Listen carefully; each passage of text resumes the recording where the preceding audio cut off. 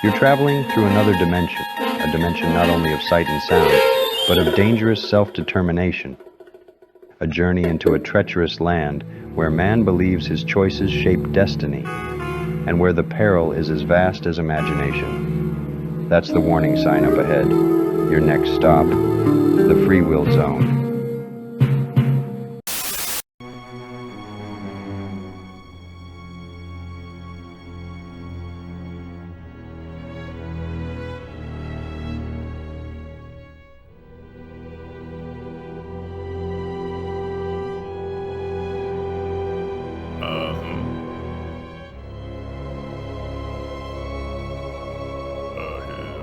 To your health.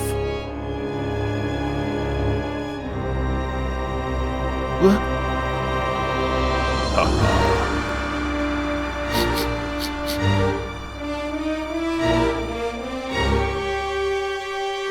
I am a sinner because I sinned.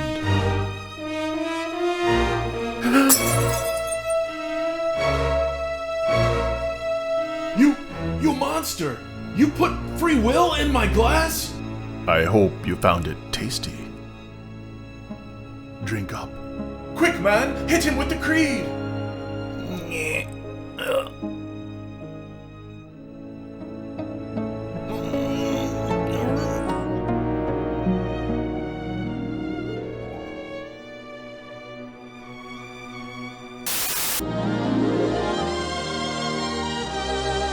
Creation is almost a sacred thing, all creations. The good Lord created saints and he also created sinners. He created the lamb and the fawn, but he also created the wolf and the jackal. Now, who can judge which is the most praiseworthy? Well, that's one way to look at it. Better check your closets. Better check your bed. Better leave the night light on. Keep the commentaries read. The whispers say he's coming, and he's creeping through the pews.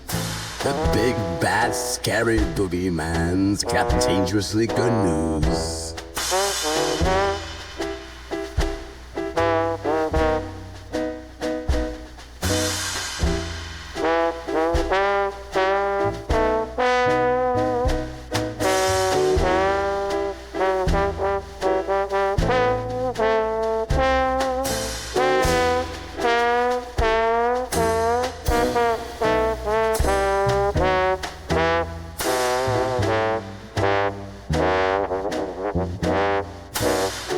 Some call him open theist, like a curse you shouldn't say. For fear you might imagine God is free to act today.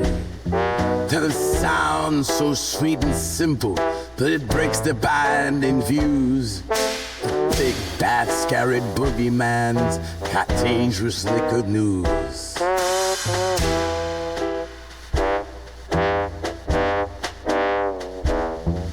He dares to claim that God is true, just as the prophets and apostles knew. He says we're each responsible, no hiding in our fate. And oh, how that will chill the soul and turn that fear to hate. For a free and living God, my friend, no philosophy could create.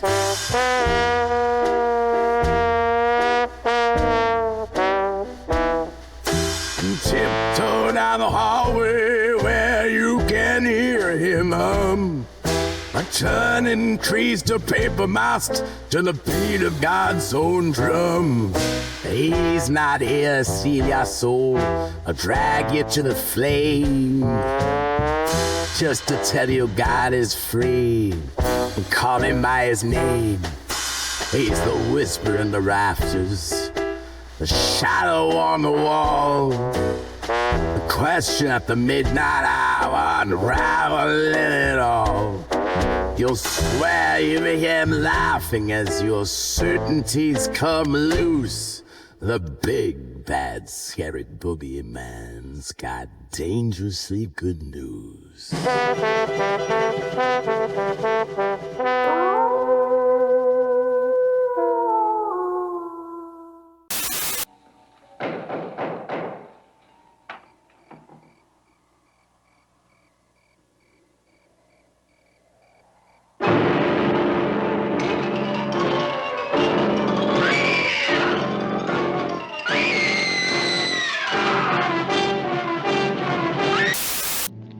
I've said it before, and I'll say it again. That's not a little angel. That's a viper in a diaper. One of the reasons God made them so little is so they won't kill you.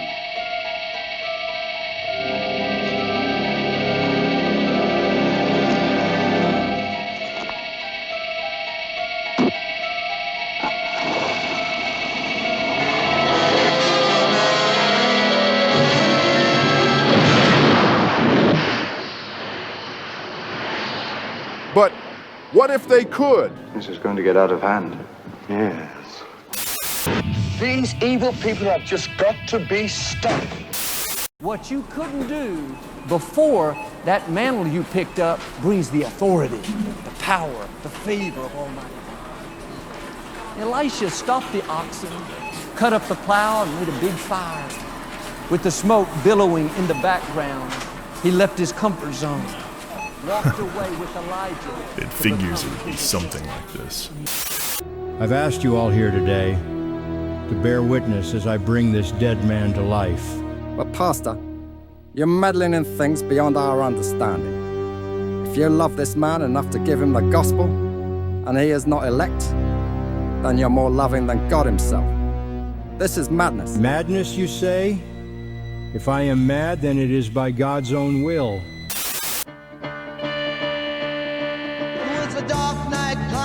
Swallowed the moon, I was walking home, I'm in a Geneva tune. From the shadows crept a figure, pale as chalk. He said, friend, can we have a little talk?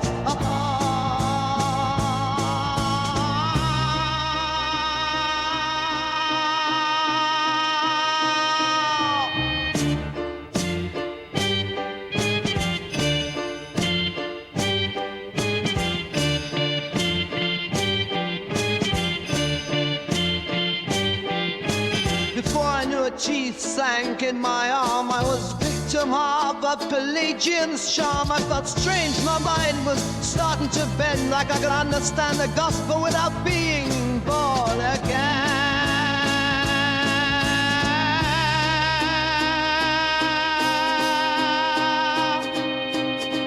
Now every full moon my faith comes alive. A Calvinist nightmare, nowhere to hide. The change is sudden, oh so severe, preaching the gospel for all to hear.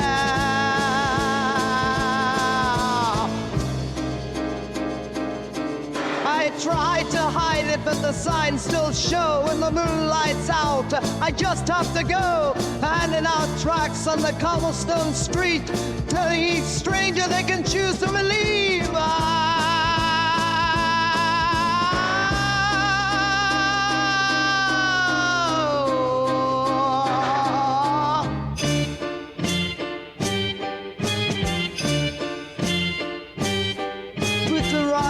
Son, I'm filled with dread. What awful Pelagian things have I said? If my secret gets out, I'll be branded a fraud, cast from the fold for dishonoring God.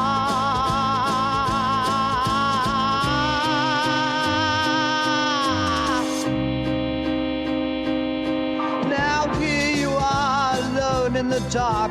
The full moon's glow ignites my spark. I stepped from the shadows, pale as chalk, and whispered, friend, can we have a little talk?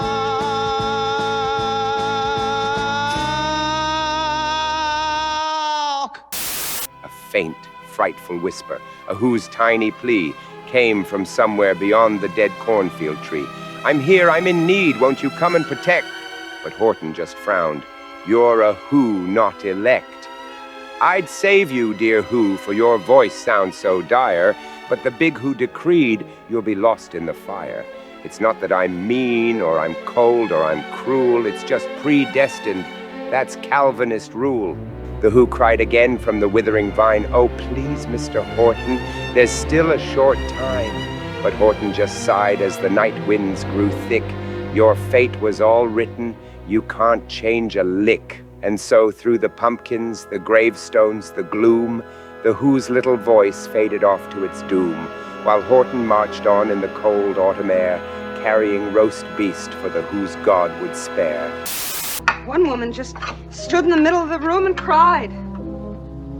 Cried like a baby, pleading for someone to help her. What the Calvinist means, it's the unconditionally chosen before the foundation of the world elect versus the reprobate, those who are chosen for damnation before they're ever born. Okay? That's what they hear. Which one does the text bear out? Keep reading. Romans 8 goes on to say, as it is written, God gave them a spirit of stupor, eyes that would not see, ears that would not hear, down to this very day. Now, we believe that's a reflection on the hardening of Israel, where he's removing the light from those who are already rebellious. So if they bow a knee to Baal, they're not faithful, then God can cut them off in their rebellion. God will not contend with men forever. Their hearts grow defiled, they grow hardened, they grow callous, their consciences become seared. He can cut them off in that rebellion, send them a spirit of stupor. As chilling of a thought as it may be, imagine a world in which God created you possessing free will. Imagine this is such a world, and you choosing to hit the like and subscribe button.